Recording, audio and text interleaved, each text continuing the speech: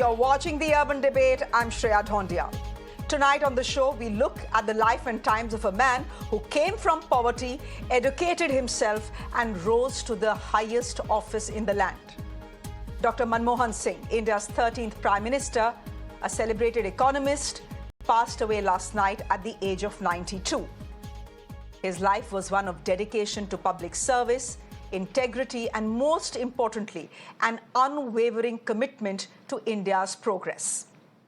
So tonight, ladies and gentlemen, we are looking back at his incredible life by speaking to the men who knew Dr. Manmohan Singh best, his party colleagues, his cabinet colleagues, fellow economists, as well as his former advisors. All of them joining us on the show this evening to speak about the man they knew, they loved, and they respected.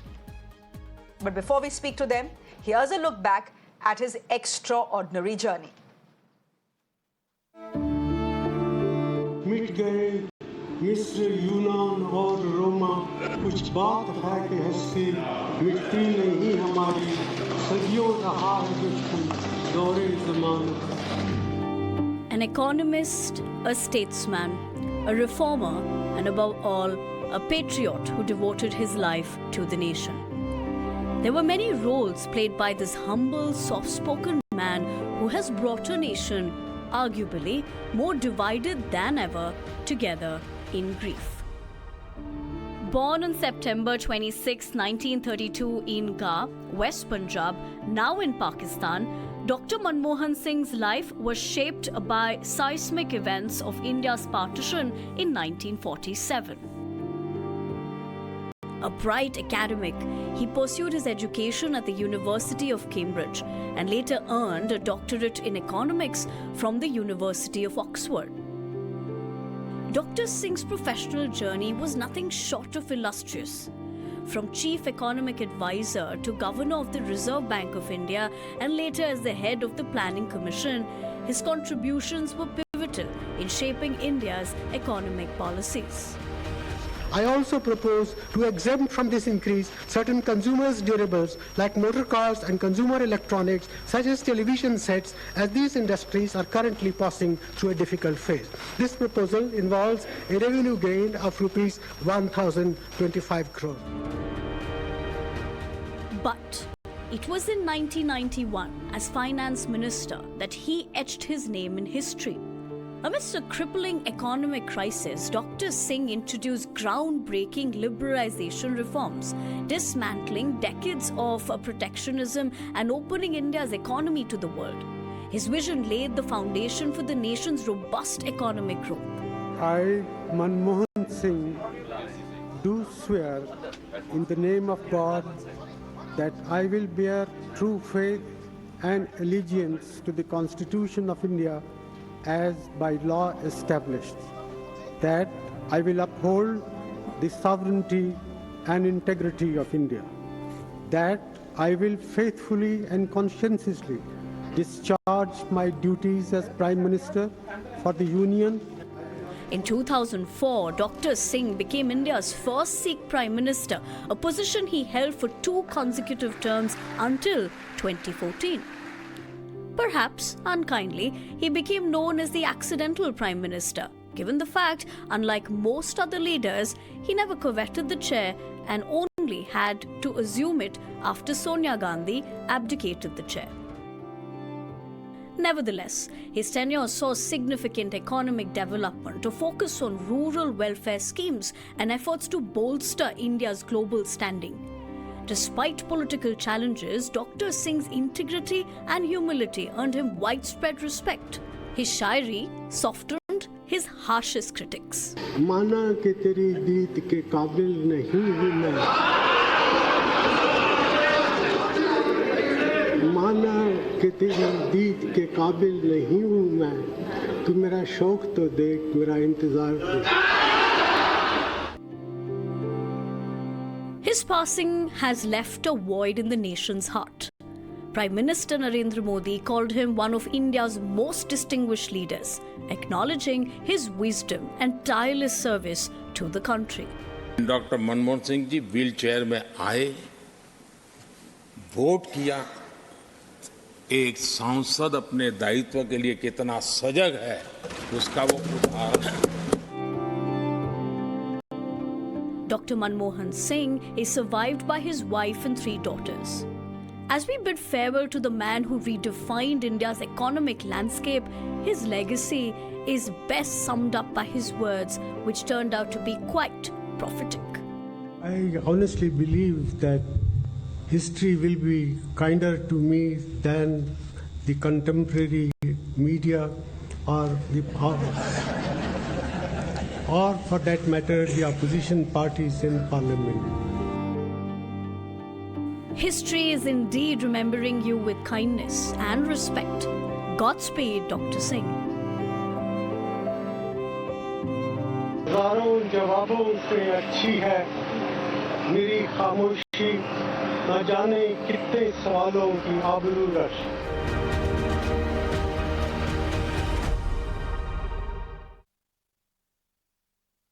Joining me this evening is P. Chidambaram. He served as Dr. Manmohan Singh's finance minister and then home minister. Mr. Chidambaram, thank you very much. You have written an emotional post on Twitter on Dr. Manmohan Singh, and you end by saying that Dr. Manmohan Singh's story has not been fully told. Why do you say that, sir? Because there are many, many incidents and events in his life as Prime Minister which have not been told.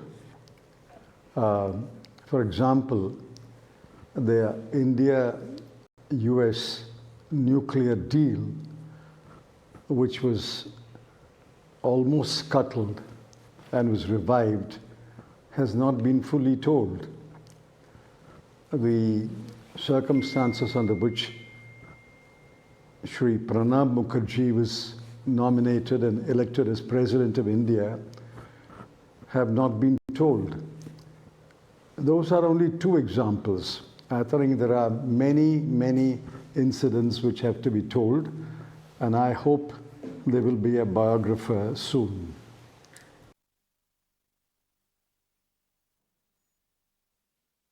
Sir, Dr. Manmohan's list of achievements is of course great, but according to you, what was that one big milestone that will define his legacy forever? Is it liberalization? Is it the creation of India's middle class? Is it the nuclear deal? Is it Manrega? Is it RTI or is it RTE? How can you compare one with the other? I think his greatest contribution was that an open economy is possible in India. We have been brainwashed into believing that a controlled and closed economy is good for India.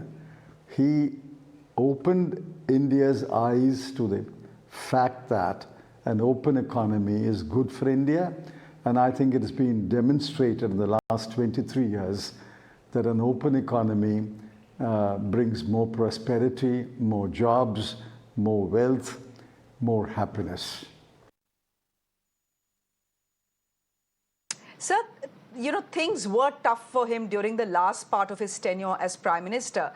There were the acquisitions of multiple scams, the 2G scam, the coal scam, the CWG scam. In fact, back then, there was a press conference and he had said, history will be kinder to me. Would you say those words were prophetic, that they have perhaps come true, given all the outpouring that we are seeing even from his harshest critics? Well, we can't make any conclusion based on today's statements. The mortuis nil nisi bonum of the dead say nothing but the good may have weighed with his political opponents.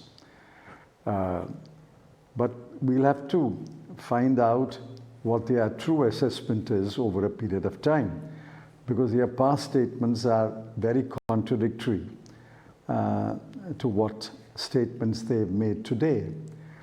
In fact, they try to wipe out, blacken out 10 years of Dr. Manmohan Singh as if India became economically independent only in 2014. But I don't want to get into any controversy today. I think history will vindicate him. In the second part of his second term, there were make-believe bogus claims, the telecom scandal. Now, where is the author of that discovery that 1,74,000 crore was involved in a scam? Who remembers that author? And the only case that has been prosecuted for the telecom scam ended in a complete acquittal of everybody. The coal scam is unraveling now. The coal secretary has been acquitted in one case by the trial court itself, and merely because the Prime Minister was also the coal minister. As if the Prime Minister will examine every file from the application to the final decision. If all the officers have approved it, why would the Prime Minister spend more than 5 or 10 minutes on the file? But even Dr. Manmohan Singh was made and accused by the government in a coal case. It's a different matter that the court stayed that. Therefore, I don't think history has yet judged him, but I'm absolutely sure that when history judges him, it will judge him fairly and kindly as a man who was the author behind the effectively second liberation of India, at least India's economy. Sir, you have in your post said that this is a very emotional moment for you. Can I then ask you in conclusion how you personally will always remember Dr. Manmohan Singh as? I'll remember Dr. Manmohan Singh for his kindness and complete faith in his colleagues. I'm sure I've done mistakes. I'm sure he may have come to know of those mistakes through his aides and assistants. But he never once pulled up me for what the PMO perceived as a mistake. Never once.